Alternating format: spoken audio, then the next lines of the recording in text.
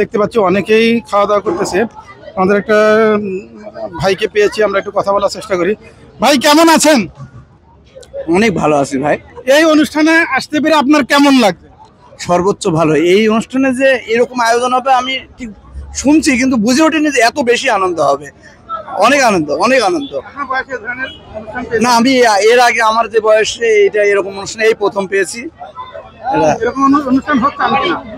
এরকম তো চাই, এর চাই যদি আরো ভালো কিছু পরিকল্পনা থাকে কর্তৃপক্ষ, তাহলে তো মানুষ এটাই চায়। মানুষ কিন্তু ওই বাজার চায় না, এরকম একটু আনন্দ করতে চাই বিশেষ অনুষ্ঠান। জি জি জি, ধন্যবাদ। আচ্ছা, আপনি কি কিছু বলবেন কিনা? না, সবাইকে ঈদ মোবারক জানাচ্ছি এবং সবাই এভাবে আনন্দ ফুর্তিতে থাকুক, এটাই হচ্ছে আমার চাওয়া। দেশবাসী ভালো থাকুক, মঙ্গল কামনা করি সবার। এতটুকুই, ধন্যবাদ। ডক্টর ইউনূসের যে চীন সফর, এই সম্পর্কে যদি কিছু বলতেন। ধন্যবাদ আপনাকে এই প্রশ্নটা করার জন্য। আসলে নোবেল জয়ী ডক্টর মোহাম্মদ ইউনূস তিনি আসলে শুধু দেশের সম্পদ নয়, বিশ্বের সম্পদ। কেন বিশ্বের সম্পদ যদি আপনি একটু জানতে চান, যে সম্প্রতি যে চীন সফরে গেছেন ডক্টর মোহাম্মদ ইউনূস, তিনি কিছু অনন্য সাফল্য অর্জন করছেন এই চীন সফরের মাধ্যমে। প্রথমত তিনি চীনের কাছ থেকে 50 বছরের যে তিস্তা ব্যারেজ বা বিভিন্ন রকমের যে ওয়াটার সমস্যা বাংলাদেশের, এই সমস্যার জন্য প্রকল্প চেয়েছেন। দ্বিতীয়ত তিনি চীন থেকে প্রায় 200 বিলিয়নেরও বেশি ইনভেস্টমেন্ট বাংলাদেশের জন্য অর্জন করতে পেরেছেন। এছাড়াও তিনি জিওপলিটিক্যাল আসলে যে চীন সফরে যাওয়ার মাধ্যমে যে লাল কার্পেটে যে উপদেষ্টা ডক্টর মোহাম্মদ ইউনূসকে যে আহ্বান, এটার মাধ্যমে বোঝা যায় যে বাংলাদেশের জিওপলিটিক্যাল একটা গুরুত্ব তাদের কাছে রয়েছে। এবং আপনি দেখবেন যে স্বাধীনতার যে উদযাপনের সময় আপনি যুক্তরাষ্ট্রের কিন্তু রিপাবলিকান প্রেসিডেন্ট ডোনাল্ড ট্রাম্পও কিন্তু আমাদেরকে স্বাগত জানিয়েছে। এইটা দ্বারা বুঝাইতে আসলে বাংলাদেশের গুরুত্ব দিচ্ছে। কেন দিচ্ছে? কারণ এই ব্র্যান্ডিং এর কারণে। আর এই ব্র্যান্ডিংটা করছে ডক্টর মোহাম্মদ ইউনূস।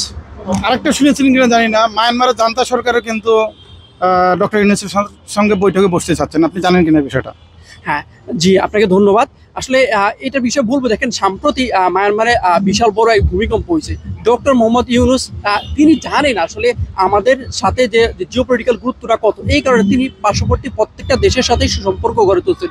সেই সুবাদেই এই গুরুত্ব বুঝতে পেরে মায়ানমার সামরিক জান্তা সরকার ডক্টর মোহাম্মদ ইউনূসের সাথে তার নেগোসিয়েশনের সাথে একত্রিত হয়েছে। এবং আপনি জেনে অবাক হবেন যে ডক্টর মোহাম্মদ ইউনূস তিনি সামরিক জান্তা সরকারের কাছে বিশাল সেনাবাহিনীর বহর পাঠিয়েছেন, যাতে তাদেরকে উদ্ধার কার্য সম্পন্ন করতে পারে।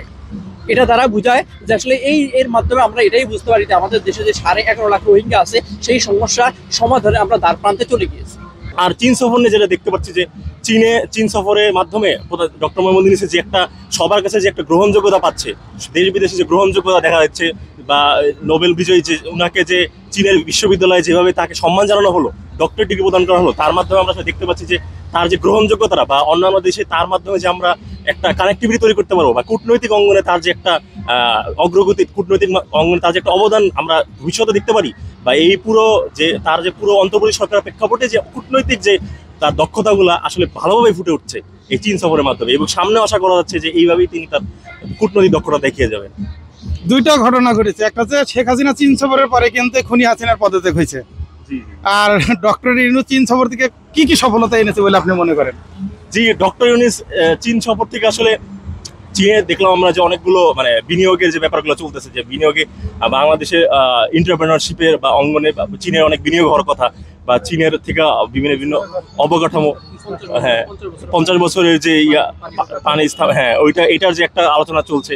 তো এইরকম অনেকগুলো অগ্রগতি আসলে দেখতে পাচ্ছি যে তার চীন সফর থেকে বেরিয়ে আসছে, যে তারকে এখন দেশের জন্য তারকে এখন এই সরকারটাই আসলে লংগেভিটি করার দরকার, বা তাকে আসলে দীর্ঘায়িত করার দরকার। এই সরকারটাকে আমাদের আরো কয়েক বছর, বা আরো যদি যতটুকু সম্ভব হয়, সংস্কার যতদিন না হয়, প্রপার সংস্কার যতদিন না হবে, ততদিন যাতে করে তিনি ক্ষমতা থাকতে পারেন, বা এই সরকারটা যাতে ক্ষমতায় থাকে। আসসালামু আলাইকুম আপু, কেমন আছেন? আছি আলহামদুলিল্লাহ। আপনি আপনার বয়সে এই ধরনের আনন্দ কখনো পেয়েছেন কিনা? এরকম ইয়েতে কখনো আসি নাই। আর এই ধরনের আনন্দঘন মুহূর্ত বা এই ধরনের ঈদ প্রতি বছরই হোক, আপনি সেটা চান কিনা? অবশ্যই। ভাইয়া আসসালামু আলাইকুম, ঈদ মোবারক।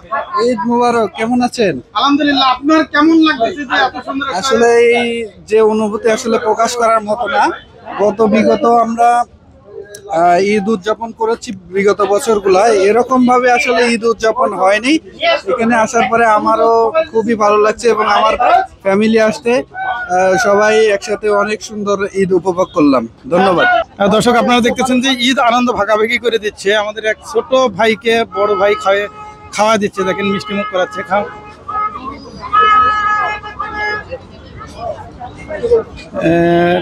সেমাই আর হচ্ছে কি লাড্ডু না কি সেমাই লাড্ডু আর হচ্ছে বাতাসা খাওয়াই দিচ্ছে। এই যে ছোট ভাইয়া, কেমন লাগছে এবারের ঈদ? ভালো লাগছে। তোমার বয়সে এর থেকে ভালো কখনো আনন্দ পেয়েছো কিনা কোনো ঈদে? না, এর চেয়ে তার ভালো কোনো আনন্দ পাইনি।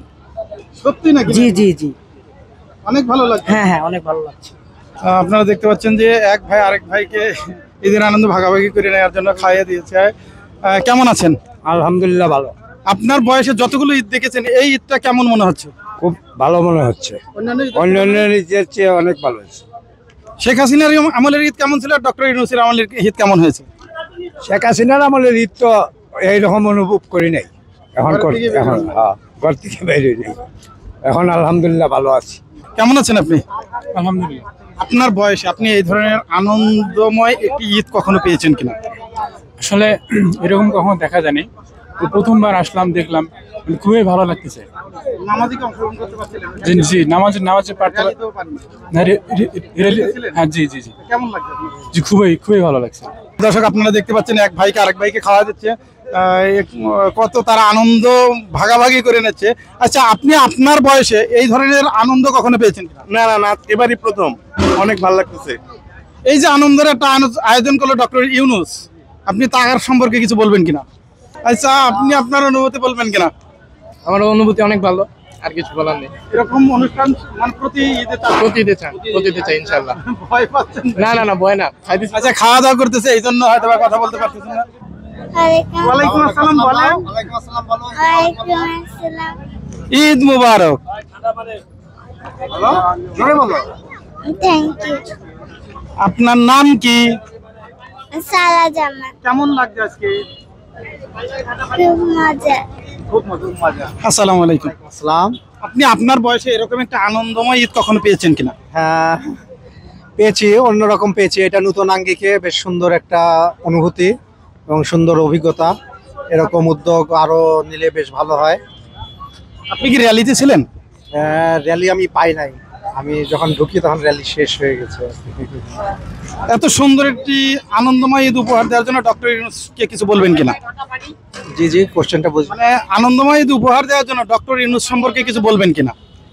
জি, ডক্টর ইউনূসকে অবশ্যই ধন্যবাদ জানাই এবং উনি আমাদের দেশকে খুব সুন্দরভাবে এগিয়ে নিয়ে যাচ্ছেন এবং শুধু এগিয়ে নিয়ে না, যেগুলো সংস্কার দরকার সংস্কারগুলো করছেন। আমরা দোয়া করি যাতে উনি সংস্কারগুলো পরিপূর্ণভাবে করতে পারেন এবং আমাদের দেশকে আরও সুন্দরভাবে এগিয়ে নিতে পারেন, এই দোয়া করি এবং দেশবাসীর কাছেও দোয়া চাই।